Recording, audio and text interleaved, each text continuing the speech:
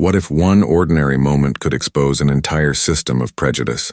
What if a simple request to wait outside revealed the true faces behind a company's polished smiles? It started on a bright afternoon in the city of Brookhaven. A man named Daniel Carter stood outside the shimmering glass doors of Crestline Motors, one of the city's most successful luxury car dealerships. He adjusted the lapels of his deep navy suit, his reflection crisp against the spotless showroom windows. Inside, sunlight gleamed off polished hoods and chrome wheels.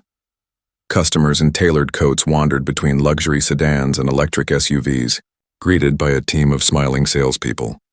Through the glass, Daniel could see everything: the laughter, the conversations, the confidence. But not one of those smiles was meant for him. Moments earlier, a man with slicked-back hair and a forced grin had stepped between Daniel and the door. "Sorry, sir," he'd said flatly. "We're not ready for you yet. Please wait outside until we're available." The man's name was Rick Dalton, the dealership's general manager, and he didn't know who he was talking to. Daniel's expression didn't change. He'd heard worse in his lifetime, but the sting of being dismissed never lost its edge. He stepped back onto the sidewalk, his mind calm but alert. The people inside didn't know it yet, but this moment, this small act of arrogance, would set off a chain reaction that would shake the entire company. Rick leaned toward his team, chuckling. "Some people just don't understand where they belong," he muttered, loud enough for the laughter to spread. From outside, Daniel's phone glowed in his hand. His thumb hovered over a single contact labeled protocol line.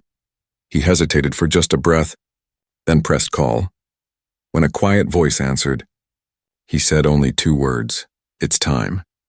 He slipped the phone back into his pocket, his face unreadable. What would you do if this happened to you?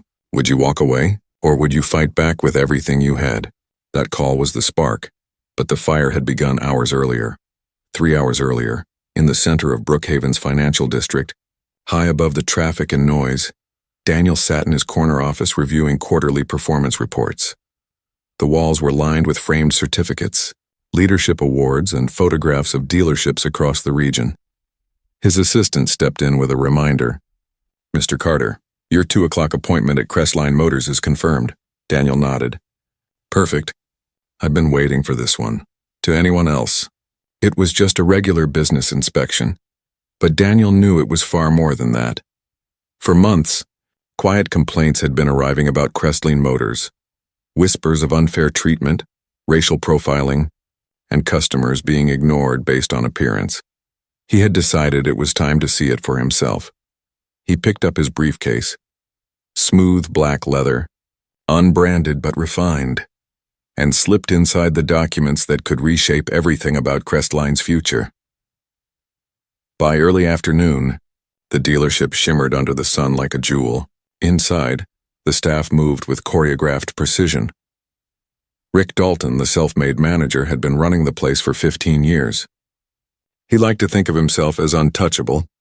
His people, Tom, the fast-talking salesman, Anna, the precise finance officer, and Leo, the head of security, knew his moods and followed his lead. They were efficient, confident, comfortable, and completely unaware that the man who would decide their future was pulling into the lot in a modest gray Honda Civic. Daniel parked quietly at the far end. He observed the layout, noting security cameras, staff flow, and how customers were greeted. Everything looked perfect until people entered through the door. When Daniel stepped inside, all of that perfection began to crumble. The bell above the door chimed softly. Daniel's polished shoes clicked against the tiled floor as he entered. His movements deliberate, his posture tall but composed. He approached a silver sedan displayed under warm lights, running his hand lightly across the sleek hood. He studied every detail, the stitching, the display, the handling notes. His expression was focused, analytical, professional, but from across the room Rick watched with narrowed eyes. "Great," he muttered to Tom. "Another tire kicker. Probably can't even afford the air freshener in this place," Tom snickered. "Maybe he's lost." Daniel ignored the stares and continued his inspection. He took out his small notebook, the same one he used for every dealership review, and began to write observations in neat, steady lines. Rick leaned toward Anna, whispering, "You see that?" taking notes like he's running an audit or something. People like that come in just to waste our time. Anna frowned but said nothing. She'd seen this before. When Daniel finally approached the service desk, his tone was calm and polite. "Good afternoon. I'd like to speak with the manager about a potential business opportunity." The room seemed to pause, Rick's arms folded across his chest. "What kind of business?" he asked with a smirk. "Because we're a little busy here serving actual customers." Daniel met his gaze steadily. "I'm interested in discussing your dealership's operational performance and customer satisfaction metrics." Rick laughed. "Our performance is fine, thanks. We don't need any outside advice." Daniel reached into his briefcase and offered a card. "I'm not here to sell anything. I represent a firm that—" Rick cut him off, pushing the card back without even glancing at it. "Yeah, we don't take meetings with random people who walk in off the street." His words hung in the air like poison. Customers nearby glanced over, uneasy, but silent. Rick smirked again. "Maybe you should try the used car lot down the road. Might be more your kind of place."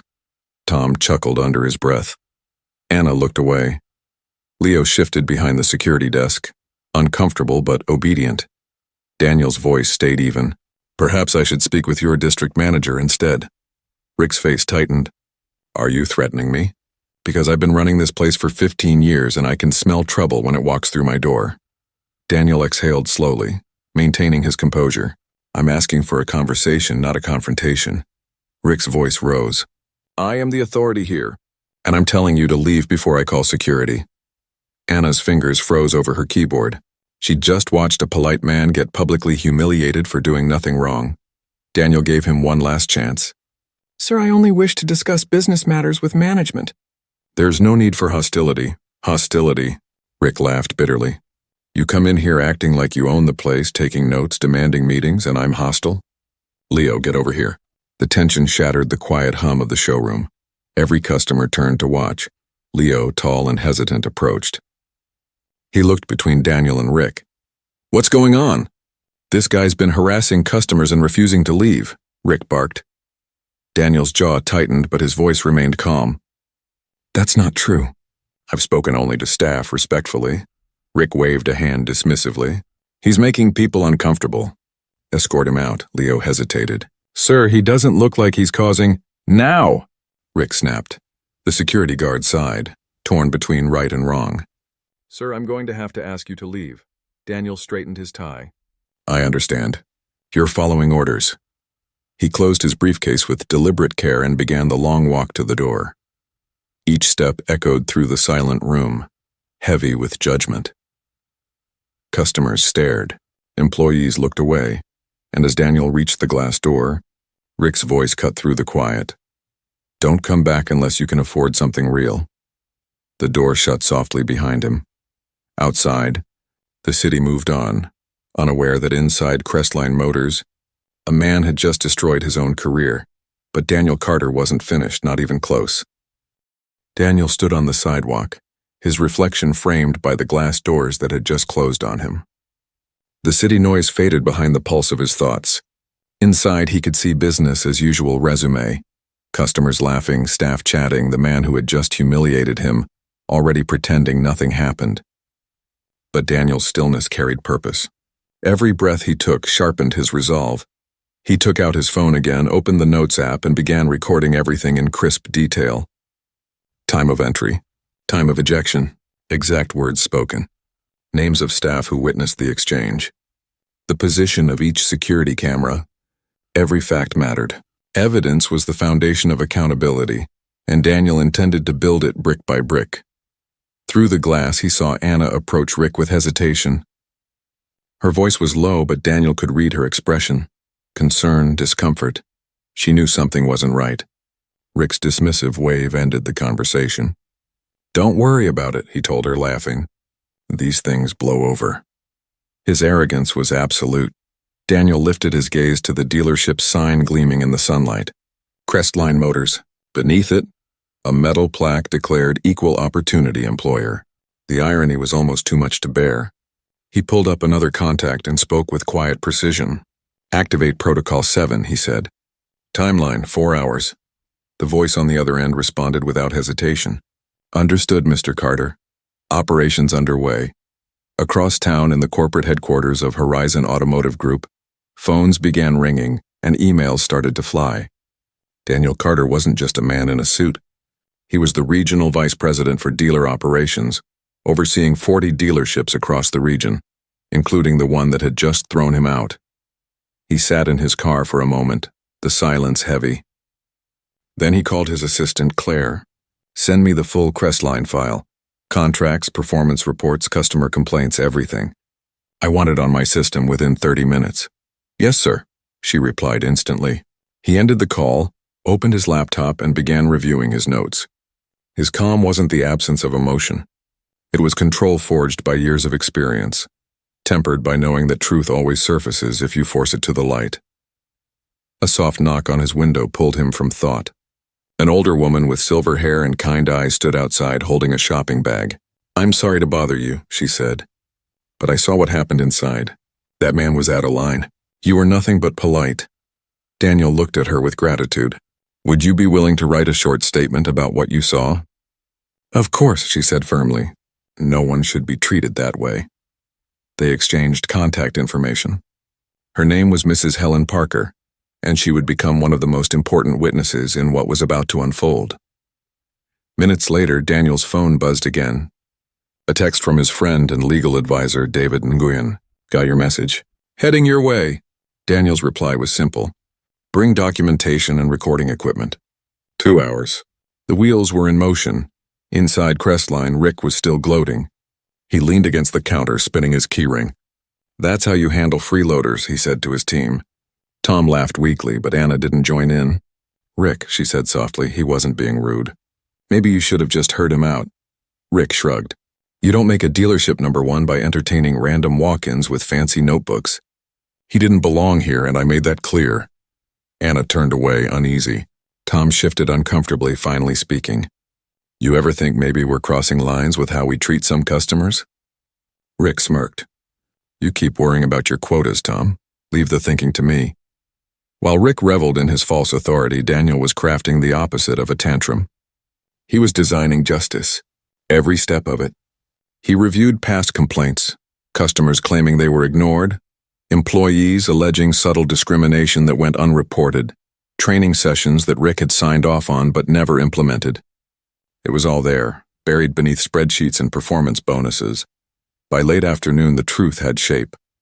The clock was ticking toward 4 o'clock when Daniel pulled back into the Crestline parking lot, this time not alone. 2 cars followed him, one carrying David Nguyen and another holding Janet Morales, Horizon Automotive's senior HR investigator. They stepped out together, briefcases in hand. The same automatic doors opened for them without hesitation.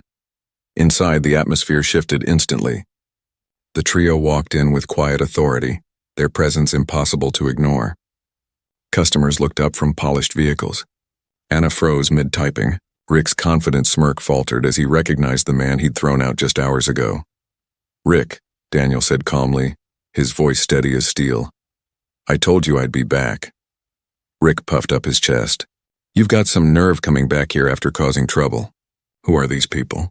David placed a small recording device on the counter and pressed a button. We're here to document an ongoing investigation into discriminatory practices at this location. Rick blinked. What, discrimination? Don't be ridiculous, he laughed, but the sound was hollow. You told me to wait outside, Daniel replied evenly. You refused service based on an assumption you made the moment you saw me. That's not true, Rick said quickly, glancing at his staff for backup. You were acting suspicious. Taking notes, asking questions like you were casing the place. Mrs. Parker, who had returned after seeing Daniel re-enter, stepped forward. Excuse me, but that's a lie, she said, her voice trembling with conviction. I was here the whole time. That man did nothing wrong. You were rude, dismissive, and condescending. Rick's face turned red. Ma'am, I don't even know who you are. You don't need to, she replied. You just need to know the truth. David's pen scratched across a legal pad as he recorded every word. Janet quietly observed body language, noting the defensive posture, the avoidance of eye contact, the escalating aggression. Daniel's calm didn't waver. Mr. Dalton, I'm asking you once more. May I speak with the person who has decision-making authority here? I already told you, Rick snapped. I'm the authority here. You and your little entourage can leave right now before I call the police. Then this will be your final mistake, Daniel said softly. The room fell silent. Even the hum of the showroom lights seemed to fade. Rick's laughter came out forced and uneven. You think you can threaten me? This is my store. No, Daniel said, pulling a document from his briefcase and laying it flat on the counter. This store belongs to Horizon Automotive Group and I represent them. He opened his ID case. The logo caught the light like a blade. Under it, the words were unmistakable. Regional Vice President, Dealer Operations. Tom's jaw dropped. Anna's eyes widened. Rick took a step back, speechless. For 6 months, Daniel continued, our corporate office has received complaints about this dealership. Today we confirmed every one of them. The air shifted from arrogance to dread. Every person in that room knew the ground beneath them had just cracked wide open. And Daniel Carter had only begun to uncover the truth that would bring the entire house of prejudice crashing down. Rick's mouth opened, but no words came. His confidence drained as if someone had pulled the floor from beneath him. For years he had strutted through that showroom like a king, commanding, mocking, untouchable. But in that single moment, surrounded by witnesses and evidence, he looked small. His hands twitched at his sides, unsure where to rest. Daniel stood unmoving, eyes steady. You said I didn't belong here, he said quietly. You told me to leave before I even introduced myself. You called security on me for asking for a meeting. And now, Mr. Dalton, you're about to learn who really owns this space. The silence pressed heavy on every chest in the room. Anna's keyboard clicked once, then stopped.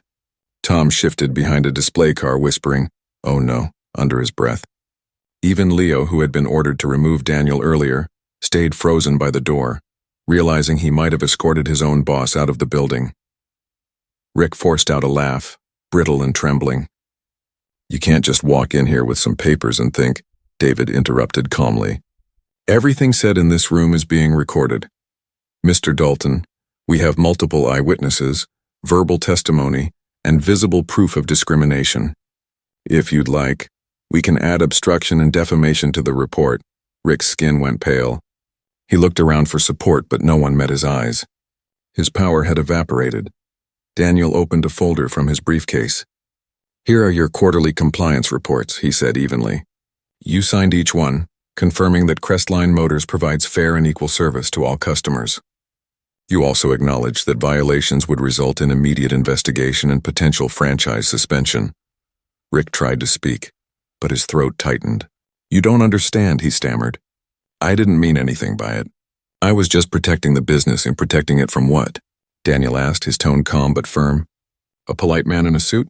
A customer who asked a question? Rick swallowed hard. His eyes darted to the security cameras overhead.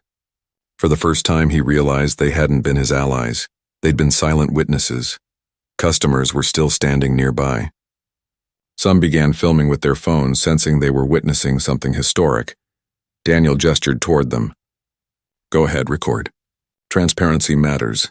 Rick raised a shaking hand. You can't do this to me, he pleaded. I've built this dealership from the ground up. Daniel's reply came with a measured calm that cut deeper than anger ever could. Then you should have built it on respect instead of prejudice. Janet, the HR investigator, stepped forward. Mr. Dalton, you're suspended pending immediate review. Your behavior today constitutes a direct violation of company ethics and federal discrimination laws.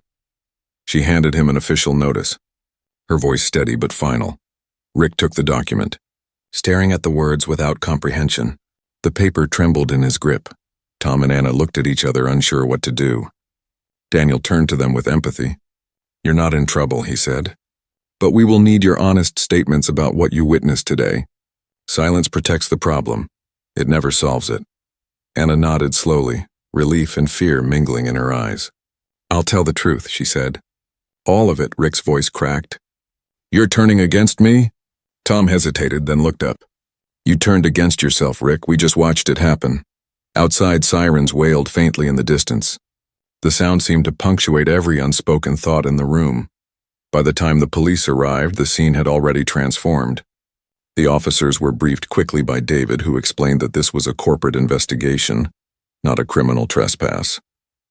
They left without incident, leaving behind a showroom filled with shock, embarrassment, and an unraveling sense of order. 2 hours later, Crestline Motors was no longer a dealership. It was a crime scene of conscience. Corporate vehicles arrived in waves. A district manager named Linda Torres stepped out, flanked by legal teams, HR officials, and public relations specialists. She moved with quiet authority, her expression unreadable. "Mr. Carter," she said, greeting Daniel with a nod. "We've reviewed the preliminary report. It's worse than expected." Daniel handed her a flash drive. Video, audio, written statements, and Mrs. Parker's witness account. "It's all there." Linda exhaled slowly. "Then we handle this swiftly." Within minutes, the dealership was transformed. Desks were cleared, offices sealed, employees gathered in small clusters, whispering in disbelief. Rick sat alone in his office, pale and silent, as 2 HR specialists collected his company-issued laptop and keys. Anna's interview took place first. She recounted how Rick often dismissed customers based on appearance, how he mocked those who didn't look like buyers. Her voice trembled, but she didn't stop. "We all knew it was wrong," she admitted. "But he was the boss. If we spoke up, we'd lose our jobs." Tom's statement echoed hers. "He'd tell us to read the customer, but we knew what he meant. He meant judge them before they opened their mouth." Even Leo, who had escorted Daniel out, spoke. "He told me to watch certain customers more closely. Said it was about preventing theft, but I knew it was about race." Each testimony added another stone to the pile that buried Rick's career. By nightfall, Linda's team had gathered enough to present findings to the corporate board. "We have confirmation of systemic discrimination, falsified training reports, and 23 suppressed customer complaints," she summarized. "Immediate termination for cause is recommended." When they entered Rick's office to deliver the verdict, he didn't look up. The weight of his decisions hung on him like chains. Linda placed the final document on his desk. "Effective immediately, your employment is terminated. You will forfeit severance and benefits due to policy violations." Rick didn't argue. His voice broke into a whisper. 15 years gone." Daniel looked at him for a long moment. "It didn't have to end like this," he said quietly. "All you had to do was treat people with respect." Rick's eyes were glassy. "I thought I was protecting my reputation," he muttered. "You destroyed it instead," Daniel replied. "And maybe now the next person who walks in this door will be treated like a human being." As Rick was escorted out by security, the same walk Daniel had taken hours earlier, the symmetry was undeniable. But this time justice walked beside him. Outside reporters were already gathering. News had spread fast, videos, witness statements, leaked documents. The story had gone viral before the sun even set. "Regional Vice President expelled from dealership. Manager fired for discrimination," the headlines read. The world had turned its eyes toward Crestline Motors. And Daniel Carter, the man they told to wait outside, had just forced an entire industry to look in the mirror. But for Daniel, it wasn't about revenge. It was about change, real change. And the fight for that was only beginning. ChatGPT said Daniel returned to his hotel that night and stood by the window, looking down at the city that glittered beneath the rain. He wasn't celebrating. He wasn't relieved. He was thinking. The incident at Crestline wasn't just about one man's arrogance. It was a mirror reflecting something much larger, something that had been tolerated for too long. He poured a cup of coffee and stared at the dark liquid. 15 years of Rick Dalton's leadership had built profits, but also prejudice. And Daniel knew that if one dealership had been infected, there could be others hiding behind polished glass and scripted smiles. At dawn, he walked back into the regional headquarters. The team from corporate was already there, rows of screens displaying reports, recordings, customer feedback. His assistant, Claire, approached with a tablet. "The media's picked up the story. Every outlet wants a statement." Daniel nodded. "We'll give them one, but not yet. First, we act." By mid-morning, an emergency meeting began.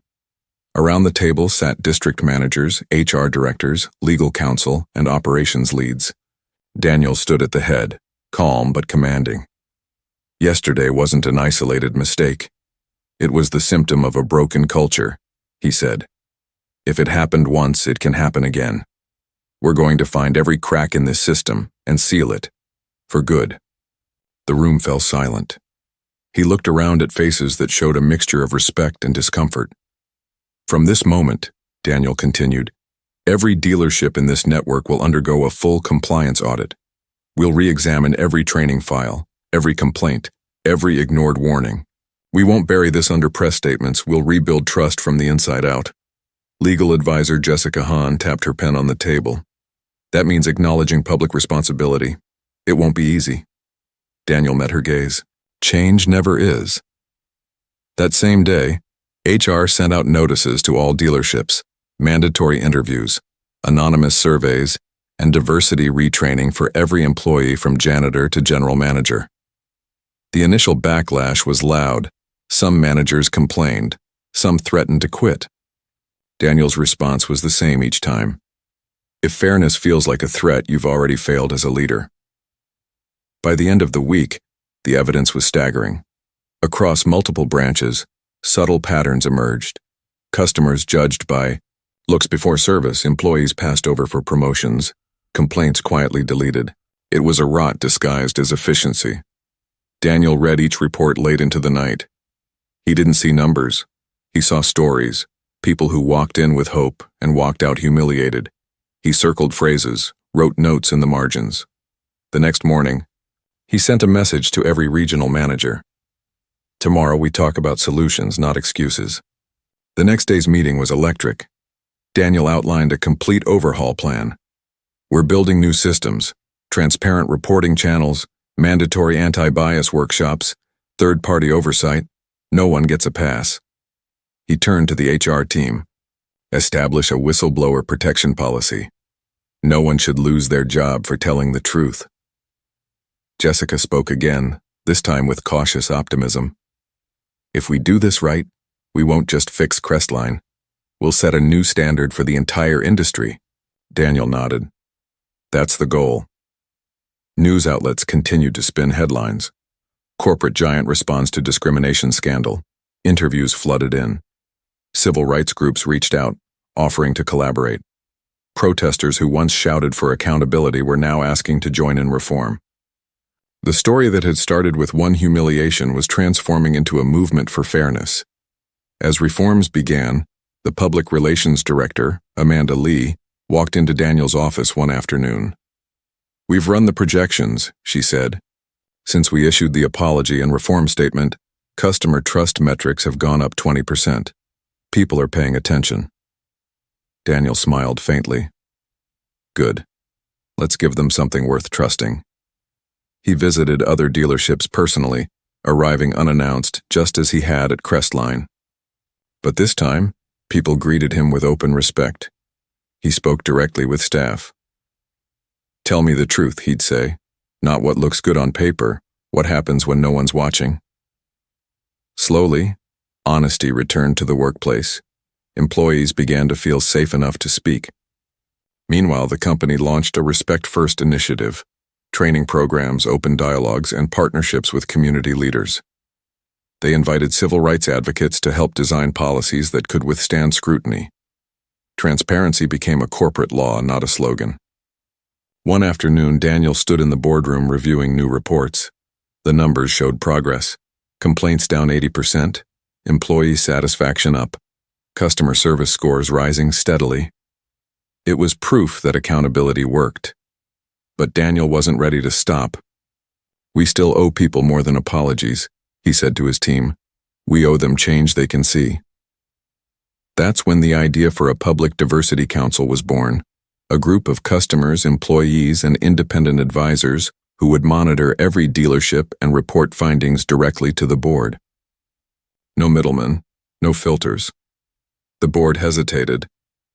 That kind of openness could hurt us if someone makes a false claim, one executive argued. Daniel looked him squarely in the eye. You can't fear honesty and claim integrity in the same breath. The proposal passed. Soon, Crestline Motors itself became the symbol of reform. The dealership that once silenced customers now hosted open community meetings every month. Posters on the walls displayed the company's new creed. Respect is not policy. It's principle. Even employees who once stayed silent began to find their voice. Anna was promoted to sales manager. Tom joined the corporate training team.